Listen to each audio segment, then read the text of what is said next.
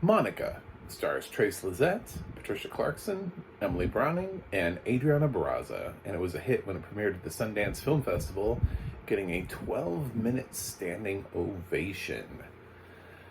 Could you imagine standing for a film for 12 minutes? Well, then think about how much people loved this film when it premiered at the film festival. It was acquired by IFC, which means it's currently available on AMC Plus. And because it's currently available on AMC Plus, it does not have audio description. Cool. So, is it watchable? Let's see. So Monica follows the story of a young transgender woman played by Trace Lizette who has to reckon with the fact that she was abandoned by her mother when she was very young for being transgender and had to find her way in the world on her own. And then she gets a phone call from her sister-in-law that she's never met, who lets her know that her mom is dying. She has a brain tumor, and Emily Browning has been, taking care of her, but she also has her own kids, and she's really hoping that, maybe Monica would be willing to come back by and help out a little bit, or at least say something to her mom before something happens. So Monica has to decide, is this something I want to do? And if she decided not to, obviously the film wouldn't go anywhere, and so obviously she decides she's going back, and she's going to face her mom that abandoned her and take the high road and not abandon her in her time of need. But when she gets there, she finds out that the brain tumor has progressed to a point where her mother doesn't even recognize her. And not just because she's a dick, but because of the brain tumor, she has a lot of memory lapses and doesn't remember a lot of things. So it's almost like she has a different mother than she had before, with a completely different personality. The personality has changed. So is Monica really going to be able to get the kind of closure that she's looking for in this relationship? Or is she really just going to get the opportunity for maybe some personal spiritual healing by being the caretaker to somebody who was not a caretaker for her? So this film explores a lot of themes and ideas that are really strong. Trace Lizette has gotten a lot of critical praise for her role here. And one of the reasons I watched it is because she's considered, I would say, like a dark horse, like really sort of on the fringe of the Oscar race, but still she might pick up some critic nominations. And if there's anything we learned from Andrea Riseborough's nomination last year, anything can happen. So I'm not counting this out. I'm not going to say she can't be nominated, because To Leslie only made $33,000 at box office, so got Andrea to an Oscar nomination. So, but it's a very personal film, very sort of introspective. Lots of scenes where Monica is just kind of sitting in silence. So for me to experience it without audio description, not the best experience in the world. Yeah, it's not a dialogue-heavy movie. It's probably shot really well, but when I'm thinking about the accessibility of this as a blind film critic and talking to audiences like me, I would say don't watch this without audio description, because there's some stuff that you'll pick up, but I had a hard time picking up a lot of it. I just read a lot about the movie, to be totally honest. I read about it going into it. Once I heard about it, I read what it was, and I read some thoughts on it, and that helped going in so that I had a better understanding. If I watched this cold with no information, it'd be really a lot harder to follow. And they talk like normal people. So it's not like if you really did watch this cold and you had no idea what made Monica special, I don't even remember the first time she mentioned that she was transgender. So it would take a while to pick up on it, and that's kind of a major part of the story. Is that's Monica's entire experience, and it's the reason it caused this rift between her and her mother.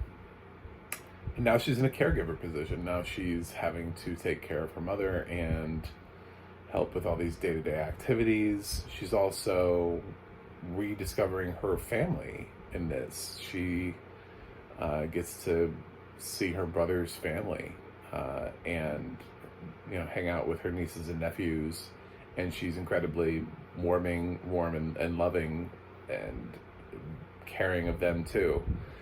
So she subverts all expectations when she comes back and really just becomes a better person, regardless of whether or not she gets to have that big screaming, crying scene that I think a lot of people are going to want or are looking for here. This is a much more quiet and nuanced movie.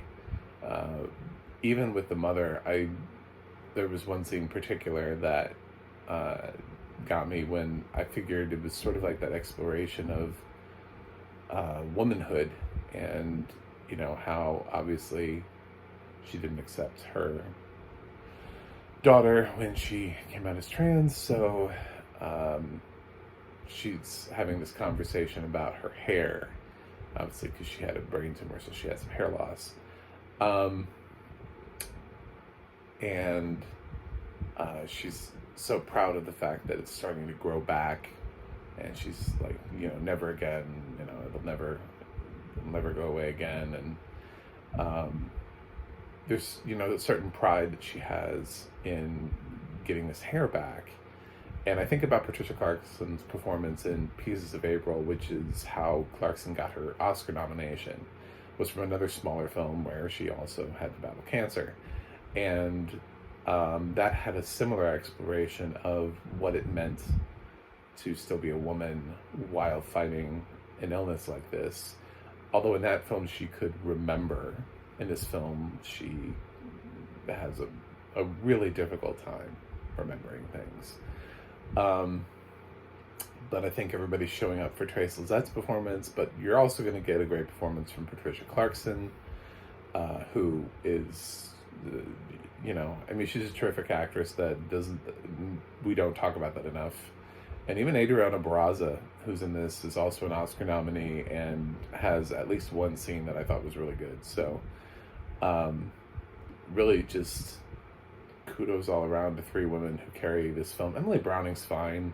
She just doesn't really do much. She's fine. She just comes in and out, and she's perky and bubbly, and she has no reason to not accept Monica because she wasn't around. So it's just sort of like, hey girl, what's up? Thanks for being here. I don't know why people don't like you. This is very weird for me. So it's just, it's a different experience. But it's also lots of time. It's just staring off where the scene gets quiet. There's really no score to this film.